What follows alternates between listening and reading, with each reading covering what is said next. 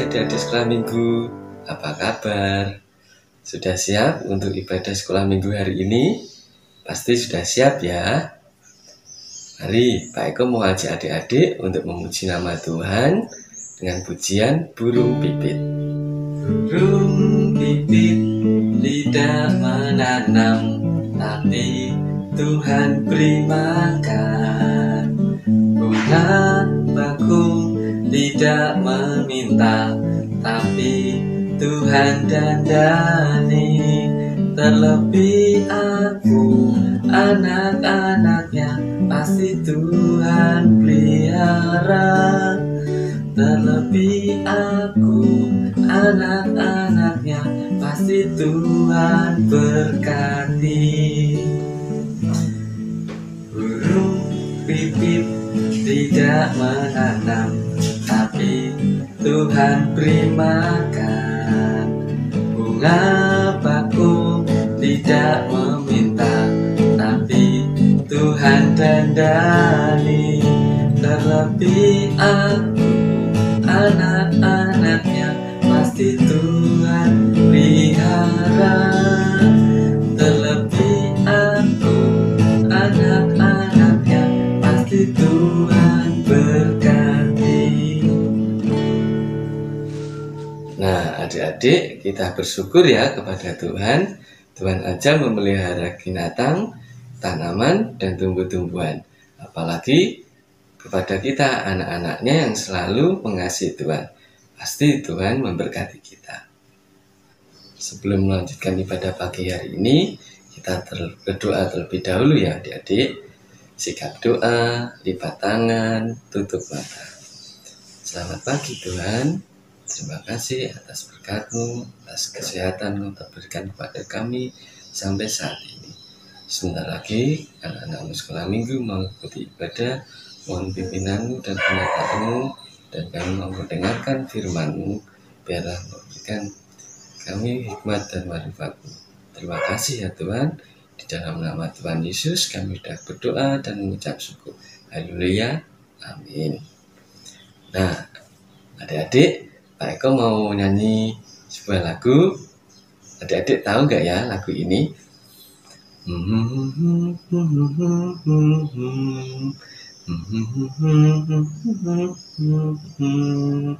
Nah, ada yang tahu lagu apa itu?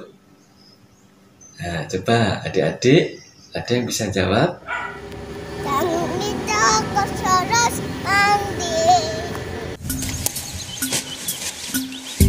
Bangun tidurku terus mandi, tidak lupa menggosok gigi. Habis mandi ku tolong ibu membersihkan tempat tidurku. Bangun tidurku terus mandi, tidak lupa menggosok gigi.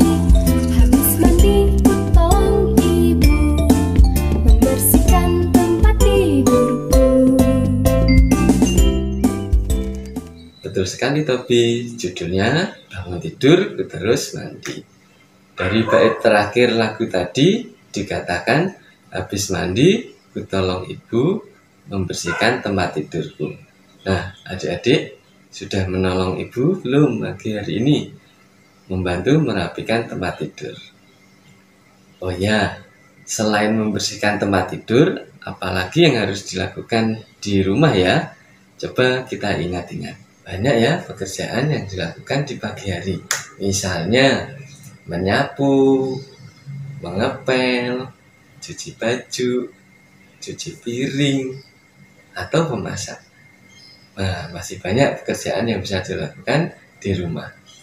Biasanya siapa yang di rumah bisa menyelesaikan tugas-tugas itu? Kadang ibu kita yang menyelesaikan pekerjaan di rumah ya. Wah, pasti capek sekali dong. Ibu kita kalau pekerjaan sebanyak itu diselesaikan sendirian. Adik-adik, hari ini kita akan belajar dari Alkitab tentang seseorang yang melaksanakan banyak sekali pekerjaan ketika memimpin bangsanya. Bagaimana ceritanya ya adik-adik? Kak Esther akan membagikan cerita untuk kita semua. Nah, sebelum kita mendengarkan firman Tuhan, mari kita pujikan sekali lagi pujian Dengar Dia Panggil Nama Saya. Dengar Dia panggil nama saya, dengar Dia panggil namamu, dengar Dia panggil nama saya, juga Dia panggil namamu. Ku jawab ya, ya, ya. Ku jawab ya, ya, ya. Ku jawab ya Tuhan, ku jawab ya Tuhan, ku jawab ya, ya, ya. Dengar Dia panggil nama saya, dengar Dia panggil namamu, dengar Dia panggil nama saya, juga Dia panggil namamu. Ku jawab ya, ya, ya. Ku jawab ya, ya, ya. Ku jawab ya Tuhan, ku jawab ya Tuhan, ku jawab ya, ya, ya. Baik, kita persilakan Kak Esther untuk bercerita ya. Silakan Kak Esther. Terima kasih Pak Eko sudah memberikan kesempatan dan waktu untuk Mbak Esther cerita. Halo adik-adik, sama seperti minggu-minggu yang lalu, cerita pada hari ini masih tentang perjalanan bangsa Israel di padang gurun menuju tanah Kanaan ya. Cerita pada hari ini diambil dari Keluaran 18 ayat 13 sampai 27. Adik-adik bisa baca sendiri, kalau enggak minta tolong mama papa untuk dibacakan ya. Coba adik-adik lihat gambar ini.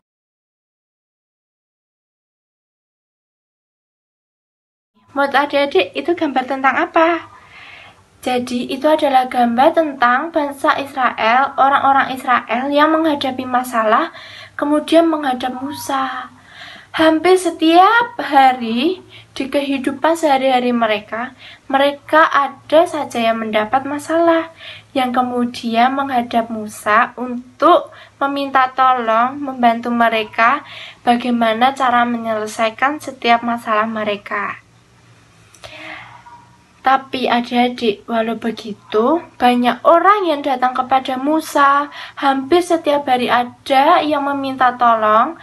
Musa tetap dengan sabar membantu mereka, membantu menyelesaikan setiap masalah mereka. Hingga suatu hari, bapak mertua Musa yang bernama Yitro datang mengantarkan istri dan kedua anak Musa untuk pergi menemuinya. Saat itu, Bapak Yitro melihat Musa sedang duduk di tengah-tengah orang Israel untuk menyelesaikan setiap perkara-perkara yang ada.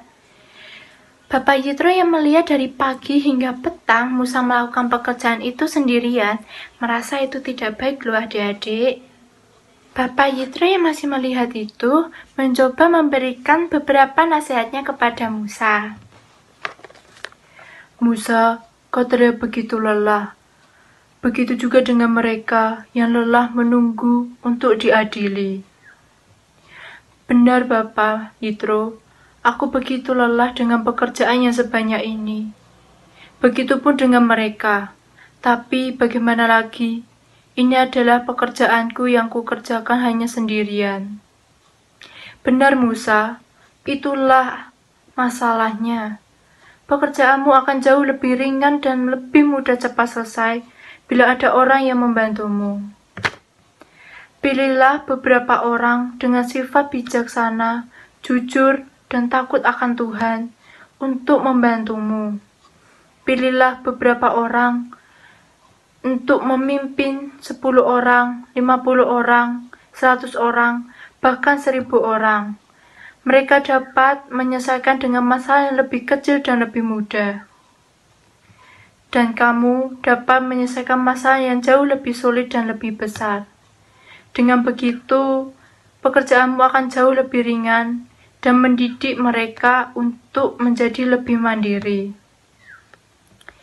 Musa yang mendengar nasihat dari Bapak Yitro kembali merenungkannya dan mencoba untuk melakukannya.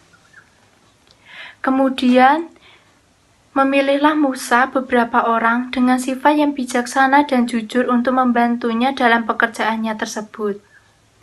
Sekarang, pekerjaan Musa jauh lebih ringan dan lebih cepat selesai karena ada beberapa orang yang membantunya. Nah, adik-adik, coba ya kalau misalnya tadi Bapak Musa nggak ada yang bantuin. Pasti rasanya jauh lebih capek, lebih lelah, dan lebih sulit ya. Dari pagi hingga petang melakukan pekerjaannya seorang diri. Nah, adik-adik, seperti yang dikatakan Pak Eko tadi, kalau misalnya ada ibu kita lagi melakukan tugas rumah sendirian, pasti itu rasanya sangat lelah, sangat capek, letih. Nah, adik-adik siapkan untuk membantu orang tua, mama, papa. Mungkin bisa dibantuin dengan tugas rumah yang lebih mudah. Contohnya, nyirami tanaman, menjaga adik, mungkin menyuci piring dikit-dikit, atau lainnya yang banyak yang bisa dilakukan oleh adik-adik. Adik-adik, Tuhan juga akan senang loh kalau misalnya adik-adik membantu bertugas ketika lagi beribadah di gereja. Seperti ayat hafalan berikut ini yang akan dibacakan oleh teman kita. Silakan. Yesaya 6 ayat 8. Lalu aku mendengar suara Tuhan berkata, siapakah yang akan kuutus dan siapakah yang mau pergi untuk aku? Maka sahutku, ini aku, utuslah aku. Terima kasih Ina untuk ayat hafalannya. Adik-adik, Tuhan juga akan sangat senang kalau adik-adik membantu tugas atau enggak bertugas di gereja loh. Contohnya seperti apa? Yaps, benar banget. Contohnya seperti memimpin pujian, memimpin doa, membacakan ayat Alkitab, dan masih banyak hal lain lagi yang bisa dilakukan adik-adik. Adik-adik pasti siap ya, ikut membantu tugas di rumah atau enggak bertugas di gereja. Siap ya? Semangat, adik-adik pasti bisa. Oke? Sekarang kita berdoa ya. Tuhan Yesus, terima kasih atas berkat-Mu pada pagi hari ini sehingga kami dapat mendengarkan firman-Mu Tuhan. Tuhan, kiranya kami dapat membantu, dapat menyelesaikan setiap pekerjaan, baik di rumah maupun di gereja Tuhan. Membantu ayah, mama, papa, atau membantu guru-guru sekolah minggu Tuhan. Tuhan, sebentar lagi kami akan selesai, kiranya Engkau berkati kami, melanjutkan kegiatan kami selanjutnya Tuhan. Hanya di dalam nama Tuhan Yesus Kristus kami sudah berdoa dan mengucap syukur. Haleluya. Amin. Selesailah sekolah minggu sampai di sini. Bye bye, bye bye. Sampai minggu depan.